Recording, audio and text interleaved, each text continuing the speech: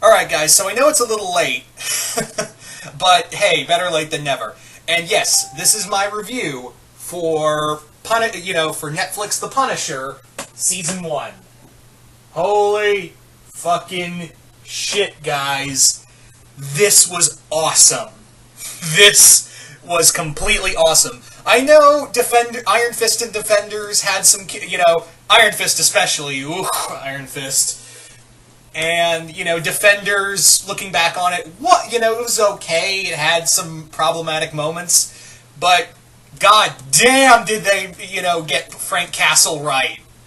Oh my god. As most of you guys for those who don't know, I should say, for those who are unaware, out of everything Marvel that was coming out in 2017, this was the #1 thing I was looking forward to. More than Spider-Man Homecoming, more than Thor Ragnarok, more than anything, this was the one thing above all that I was looking forward to in 2017, and yeah, did not fucking disappoint. Holy shit.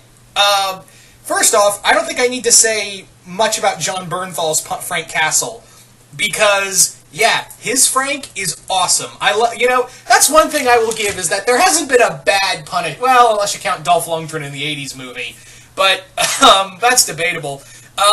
But on a whole, Thomas Jane, even Ray Stevenson, there hasn't been a bad Punisher. But if you want to talk like best Punisher, I think this is the movie that really just showed that John Bernthal can be the definitive Frank Castle. No disrespect to Thomas Jane or Stevenson or even Lundgren, but yeah, Bernthal shows this kind of level of just brokenness to Frank Castle that we haven't seen in a long time. This kind of mentally damage that even before he lost his family, he was fighting with some demons. This was a man who was cracking under the war he had been fighting in, and a war that he lost all faith in, and the loss of his family was the last straw that broke the camel's back, and it's kind of almost freeing for him. This is a this is a show that, while I will fully admit that it does take some liberties with some of the characters, I will fully admit that I think some of them are really cool. Like, the one I was kind of like, I don't know if I'm feeling it, was Billy Russo, Jigsaw. Which is funny, because the moment I saw him on screen, I was like, man, that's a nice looking face. Be a shame if someone, fucked it up.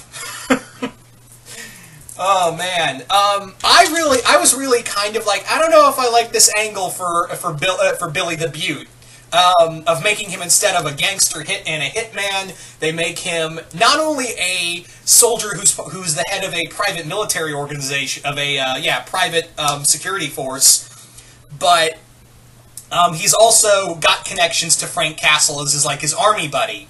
But I like how they did it. They made him such a complex character. Like, his mind is almost like a jigsaw piece that he is to become. It's all there, the mental damage, but he's trying to move through it. He is I will say that Jigsaw is probably one of the most complex characters the Marvel cinematic universe has had. He is for me, he's right up there with Kingpin and Kilgrave. So yeah, good on ya. I thought, making me like a change I wasn't fully for, I really dug Billy Russo in here. I thought it was such a cool idea with him. Microchip was also really cool, of how, one person, even though he was doing the right thing, can show, yeah, you can still get fucked over for doing the right thing. And it's very obvious with him, where he was trying to, do what he thought was best, and in turn, he ended up, putting his family in danger and being forced to live away from them and just only watch them through computer screens. It was it was a very, heartbreaking thing. There's some great facial moments. I can't remember the actor's name, but Microchip has just these great facial expressions when he's looking at the screen that are, observing his family, and it's very heartbreaking. And I like the back and forth between him and Castle. I really do like it, of Castle being like, look, I'm not here to be your babysitter or your attack dog. You are going to get some shit dirty yourself, too. And that's what I like about Bernthal's Punisher, going back to him, is that Punisher in here is not... This show really illustrates that Punisher is not a good guy. The Punisher, even though he kills people, he kills really awful people with just big guns, he's not what you would call a hero. They really live up to the whole... Yeah, Punisher is... They really live up to the anti-hero status of Frank Castle in here. And I will admit that the first few episodes are a little slow.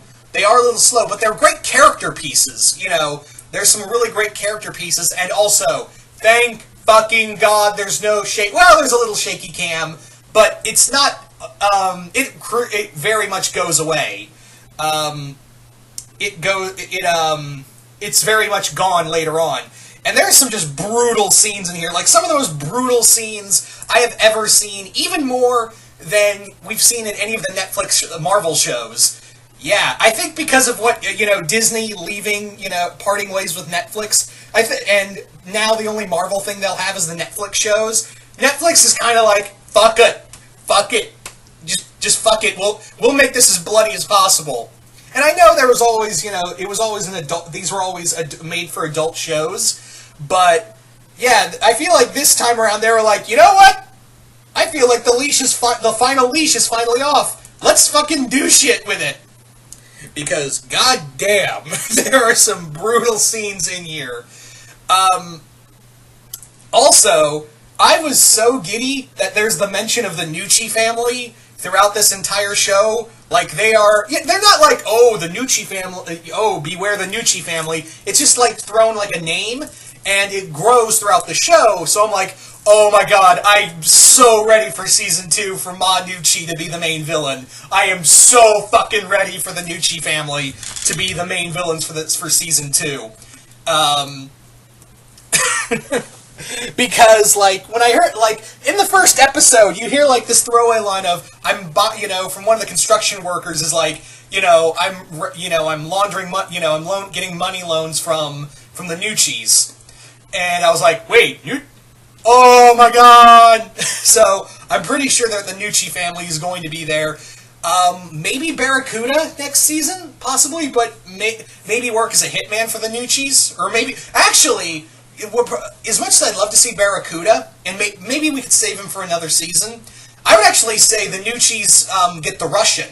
That would actually be really cool of having the Russian working for the Nuccis, more so than Barracuda. And because Barracuda had his own, even though he was like a hitman assassin type character, he always had like his own deal behind him. So maybe he could be a villain he could really hold up to be a villain on his own against Frank. So I would say save him for a season on his own. But yeah, I was also surprised to see William Rollins in here. I was like, Rollins? Really? He's here?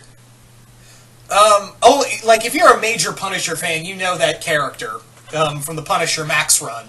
So I was really surprised to see... Because I was thinking to myself, that agent he was working for at the beginning, I was like, is that William Rollins? Is that Rollins? I think it... Oh, shit, it is. Yeah, and again, there was some clear evidence stuff with Valley Forge, which was, like, I think the last volume that Garth Ennis did in his Punisher Max run. Yeah. Anyway, so the main female character and her partner, I'm forgetting their names, they're alright. I just feel like, oh, I'm the tough, independent woman who can do everything. But I was like, I've seen this before, and it was nice to see Karen, because I like the interaction between Karen and Frank. I really do, because Karen at this point is that she's lost Matt. She's kind of on her own. So it's nice that she actually has someone who she thought was dead to come back and cling to. I love that moment where she just walks up and just hugs Frank. And Frank's like, I don't know what to do with this. Okay. Because, like, she has nobody, because she just lost Matt, and she kind of, it's nice to have a friend there for her. That's the other thing, is that if you haven't watched Defenders or any other Netflix shows, that's totally fine. This feels like its own thing. The only prerequisite you really need is to watch Daredevil Season 2. That's it. As long as you've seen Daredevil Season 2, you're good to go with this. Because it says, fuck all the other stuff that came before. This is all about Frank Castle and him fucking shit up. So, oh man. Yeah, I really dug this. And I really dug the message throughout is that this show really hammers home something that I think a lot of people don't really talk about in full detail, is the effects of what war does to a soldier. Because there are a good number of men and women who have served that have, been damaged, one physically, mentally, or both, by war. And this really shows that, it's not just Frank Castle, but those around him who were kind of just broken by this and felt like they were abandoned by the people they served. It's a very interesting message, and where it goes with this story, especially with one character, was surprising. So I really enjoyed that. All in all, after seeing Iron Fist and Defenders, and I was kind of worried about where what could happen next with Marvel's Netflix shows.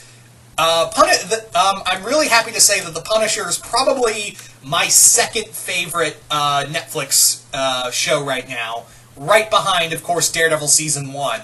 So, yeah, hopefully this, this can continue. This trend of how good the quality of the show can continue.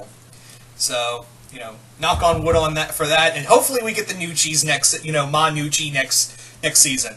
But you guys tell me in the comments below, what did you guys think of Punisher Season 1? Did you guys like it? Did you guys hate it? Comment below, let me know, and once again, hope you all enjoyed this, and I will see you guys later.